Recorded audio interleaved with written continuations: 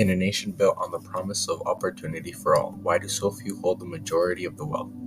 Here we challenge the fact of the long-forgotten American dream in a system that seems rigged against the majority. But first, we need to look at the history of how wealth was dispersed during the U.S.'s history. In the United States, during the founding of the nation in the late 1700s, wealth was relatively evenly distributed. Land ownership was widespread, and the top 1% held a smaller share of wealth compared to later periods in a time where we see that wealth is created with land ownership.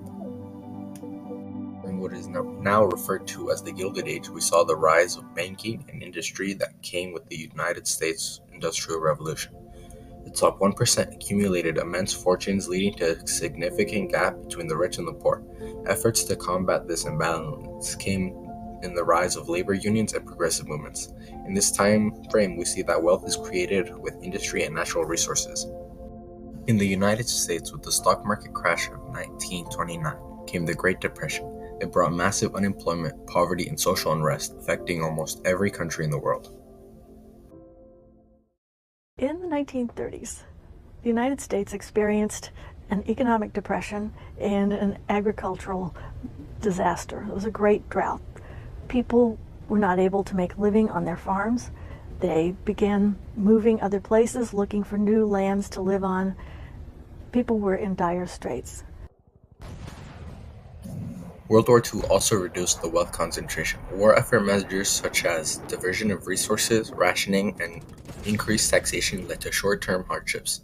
For FDR, New Deal policies such as Social Security, progressive taxation, helped redistribute the wealth and create a more equitable society. This is where we start to see the rise of the middle class.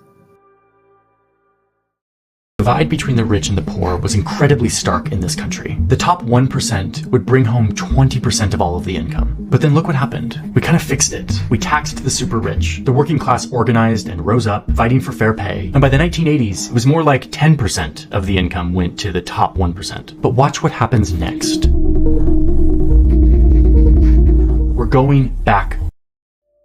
This wealth is then kept by many means.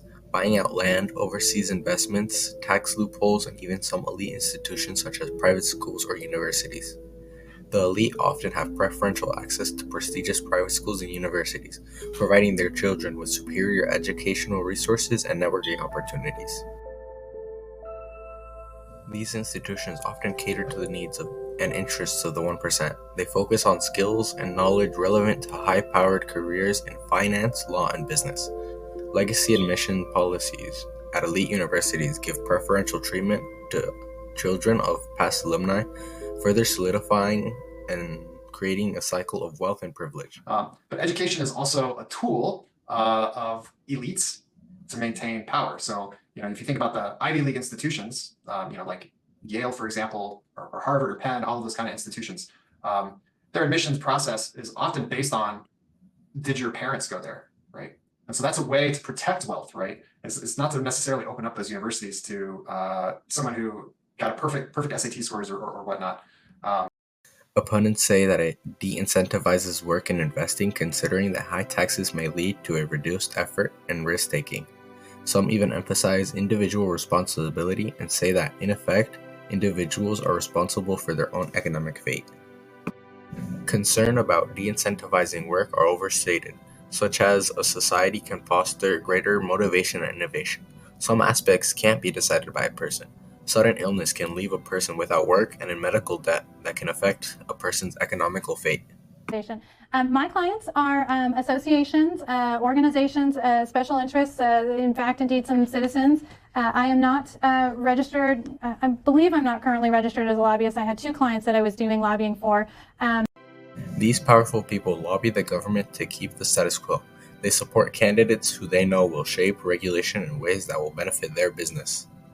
Think about it, but the way that I look at it is that those are both Democrats and Republicans are political elites, and their purpose is to ensure that the system stays in place. And so I actually don't think that it's a Democrat or Republican issue. It's kind of almost an anti-capitalist issue, right? So both those parties don't want to do that. What's really interesting is that, for example, this goes to exactly why I don't think that it's a political issue. It's a political economic issue.